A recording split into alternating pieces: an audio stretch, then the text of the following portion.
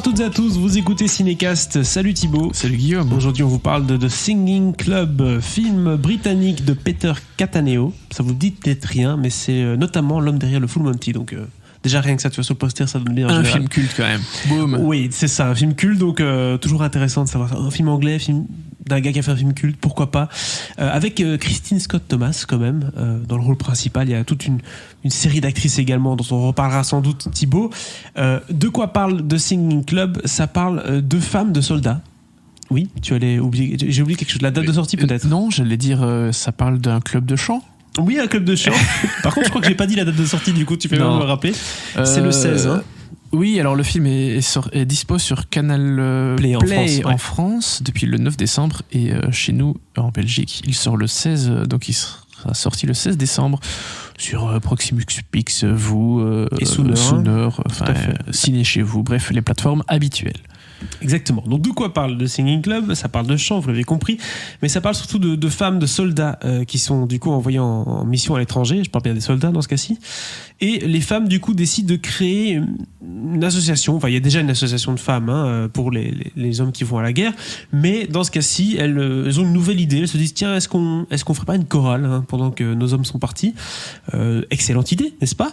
Et donc ensemble, elles vont apprendre à chanter, mais jusqu'au point d'ailleurs de se faire remarquer par les supérieurs de l'armée qui disent tiens, mais ce serait pas mal qu'elles rejoignent le Royal Albert Hall, qui est une énorme salle de concert où il y a lieu chaque année un concert commémoratif. Bref, c'est un concert un peu officiel. Mais donc ces femmes-là, qui à la base ne sont pas vraiment des chanteuses, se retrouvent à devoir aller faire un concert au Royal Albert Hall. Je propose qu'on écoute tout de suite un extrait de la bande-annonce. Tu es sûr que ça va aller en mon absence? Évidemment que ça va aller, c'est mon 5e déploiement. Je m'appelle Kate Barclay, je suis la femme du colonel Barclay. Nous devons essayer de trouver des idées d'activités passionnantes pour nous occuper en l'absence de nos soldats partis mener campagne. Un club de lecture, un club de foot. Le tricot? Le tricot. Qui veut du vin? Ah, je rêve d'un petit verre. On pourrait peut-être chanter? Chanter. Alors, nous... Allez-y. Non, allez-y. Bien, je vous remercie, Lisa, c'est super. Ça me rappelle l'époque où mes parents ont divorcé.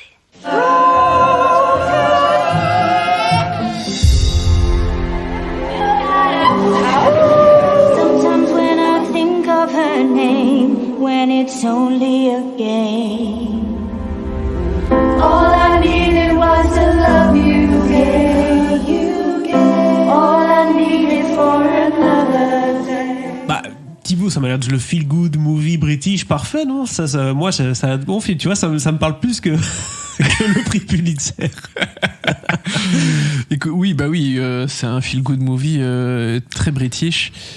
Après, je déteste ce synopsis, hein. Vraiment, je félicite pas celui qui l'a écrit parce que...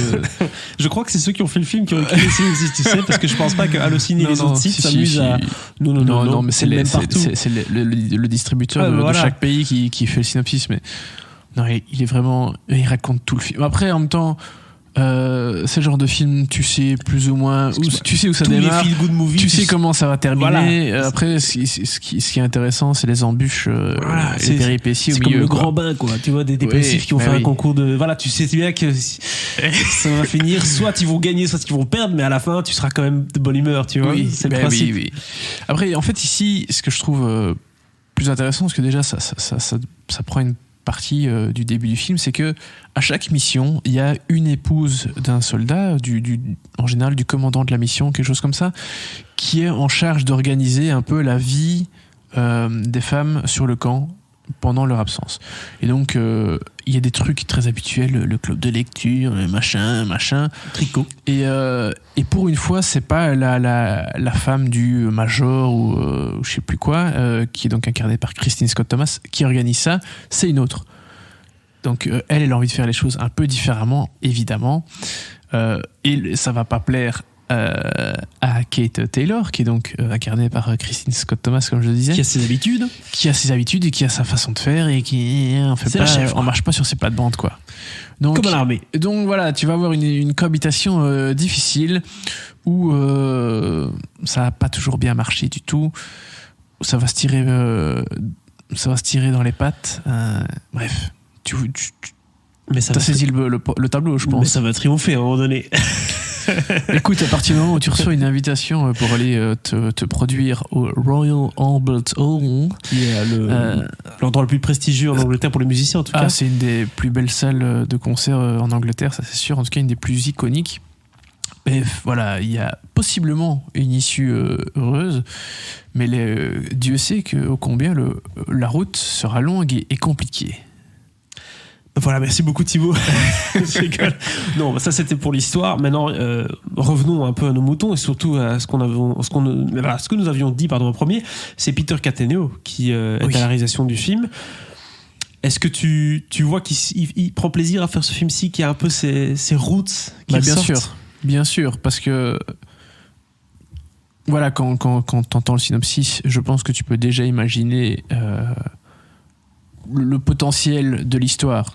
C'est le genre de film, tu vois le poster avant d'avoir vu le film, quoi, tu vois, dans ta tête. Oui. On te le pitch, tu vois le poster directement. Exactement. Oui, voilà, et c'est tu ça. vois, en plus, quand je t'explique un peu là que va y avoir un combat de coq entre les deux femmes responsables, forcément, tu vois déjà le potentiel entre comédie et drame, parce que c'est vraiment une vraie comédie dramatique. Il y a des moments très tristes. Enfin, on parle quand même de femmes. La guerre, parce que ça, on oublie. Là, on est en train de parler du club de chant, c'est bien sympathique, mais on parle quand même de femmes dont les époux sont partis à la guerre.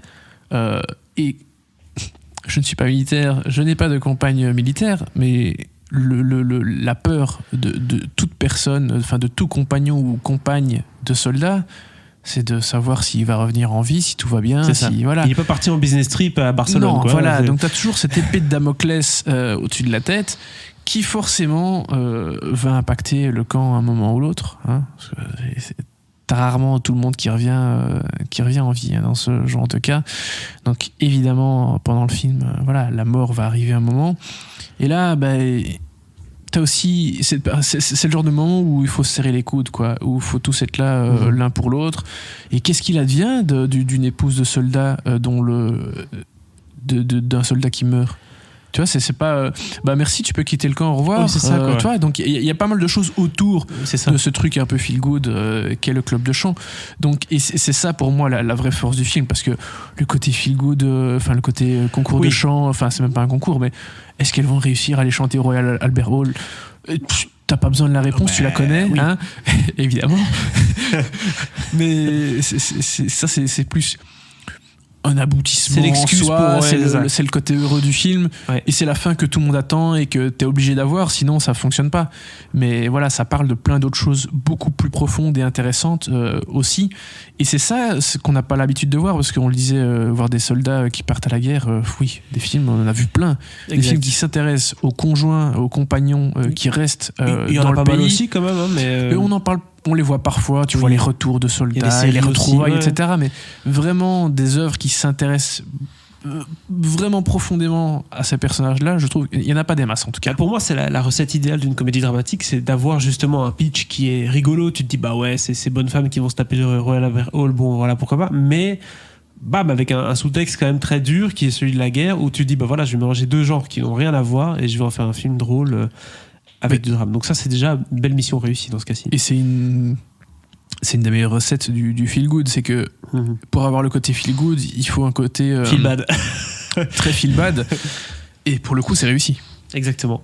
Parlons maintenant des performances. On a Christine Scott Thomas qui, à mon avis, joue bien l'enquiquineuse. Hein, elle a son côté très austère, un peu froid. Voilà, Christine Scott Thomas, quoi. Exactement. Et donc, forcément, c'est le genre de personnage. Elle joue un personnage un peu très, qui est un peu comme l'idée qu'on se fait d'elle. Je pense pas que Christine Scott Thomas soit exactement comme ça dans la vie, hein, mais qui est effectivement ce côté austère, très droit, c'est elle la chef. Et donc forcément ça correspond bien. Après évidemment, là où ce qui est intéressant dans le film, c'est de voir les moments où le personnage est pas comme ça. Évidemment, parce que il en faut. Sinon, si le personnage évolue pas. Voilà. Exactement. Donc forcément t'as des belles prestations de Christine Scott Thomas, et surtout je trouve quand elle est pas comme le personnage est 95% du temps. Et à côté de ça, t'as pas mal de comédiennes que je connaissais pas forcément, je vais pas te mentir, hein. Sharon Hogan, Lara Rossi, Amy James Kelly, qui sont plutôt très bien. Il y a Jason Flemyng qu'on connaît un peu plus, qui est très très chouette aussi, vraiment, mais il n'a pas grand chose à faire dans le film, hein, donc voilà, c'est quand même beaucoup Christine Scott Thomas et Sharon Horgan qui ont les rôles principaux. Après, quand tu parles d'un club, et donc forcément qu'il y a plein de personnages dans une chorale, tu vois plusieurs personnages différents qui ont quand même des rôles relativement importants. C'est pas tout sur Christine Scott Thomas, quoi. Donc vraiment les prestations assez nickel, et l'ambiance de groupe fonctionne bien. Donc voilà, ça fait le boulot. Ça fait tout à fait le boulot de Singing Club. Qu'est-ce que tu lui donnes comme note, Thibaut ? Je vais quand même donner 2 étoiles parce que... Quoi ? Ouais, Tu chutes à 2 ? J'ai hésité. 4-3-2 mais et attends, c'est pas fini. Mais j'ai hésité, mais après le film fait exactement ce qu'on attend qu'il fasse. Donc je pourrais te donner, j'hésitais à donner 3 parce que vraiment il y a le côté dont je viens de parler, femme de soldat qu'on voit pas souvent et qui est donc un sujet très intéressant. Après voilà, le film va là où on l'attend et ça fait bien le boulot. Donc pas déçu du tout, j'ai passé un très chouette moment. Mais bon, c'est pas le film du siècle, quoi. C'est ça. Manque un peu l'élément qui va rajouter un petit supplément. Non, ça manque de rien dans l'absolu. Oui. Ça fait vraiment, ça remplit tout à fait son cahier de charge avec un sujet assez fort. Mais voilà, c'est pas parce que c'est un film à cahier de charge. C'est pas parce que le cahier de charge est rempli que ça fait un grand film ou que ça fait un mauvais film. Ça fait un film tout à fait correct devant lequel on passe un bon moment et qu'il faut pas hésiter de regarder. Voilà, 2 étoiles du coup pour The Singing Club de Peter Cattaneo. Le 9 décembre sur Canal Play pour les Français et chez nous c'est le 16 décembre.